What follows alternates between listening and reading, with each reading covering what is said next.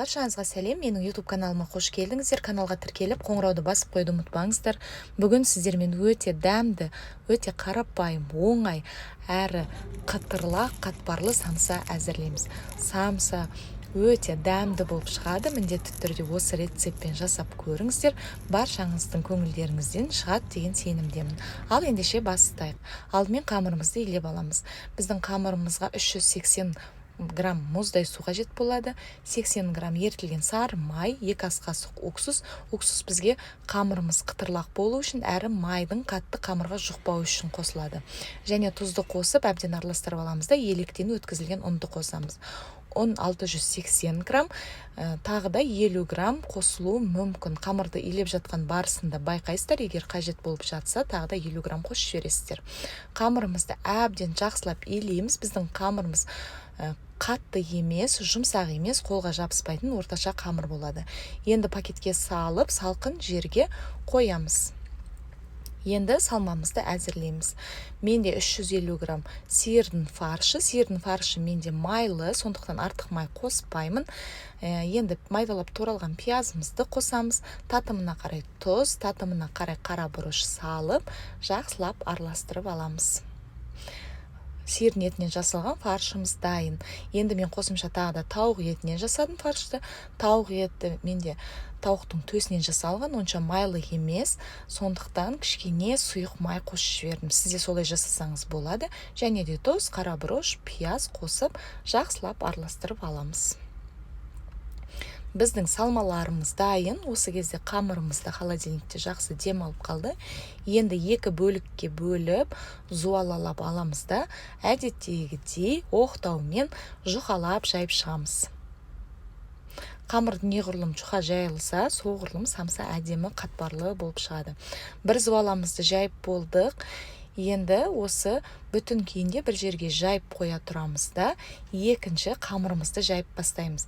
Яғни біз бір қамырдың үстіне екінші қамырымызды қоямыз. Негізі бір қамырда да орап, самсаны жасай берсеңіздер болады, ал екі қамырды бір-бірінің үстіне қойып орасаңыздар, самсаларыңыз қатпарлылақ болады. Енді жайылған қамырымыздың үстіне ертілген сары майымызды салып жағып шығамыз. Сары майды отқа ерткен кезде ұзағырақ ұстаңыздар, құрамындағы артық суы шығып кету керек. Енді майын жағып болғасын, екінші жайылған зуала қамырымызды тағы да үстіне қойып, оның үстіне де майды құйып, жағып шығамыз.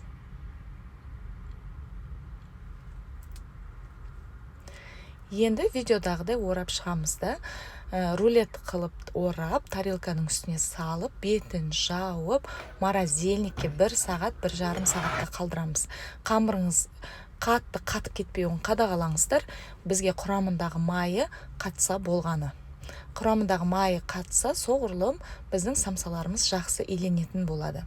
Енді видеодағыдай әр бөлшектерге бөліп шығамыз. Және әр бөлшекті ұнға аунатып, домалақтап жайып, самсамыздың формалаларын келтіреміз. Сиырдың фаршынан жасалған фарштарды мен осылайша үшбұрыштап түйдім, ал тауықтың фаршы салынған самсаларды домалақтатып түйдім. Өстіп жан-жағын видеода көрсеткенде әдемілеп өріп шықсаңыздар болады. Өте оңай әдіс, және самсаларыңыз әдемі болады.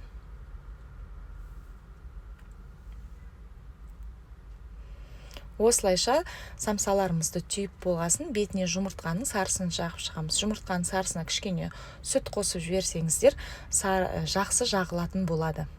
Енді бетіне кішкене күнжіт себеміз. Мен ет салынған самсаларға қара күнжіт, тауық салынған самсаларға ақ күнжіт сеуіп шықтым. Енді самсаларымызды 180 градус қызып тұрған пеште 30-35 минуттай пісіріп аламыз.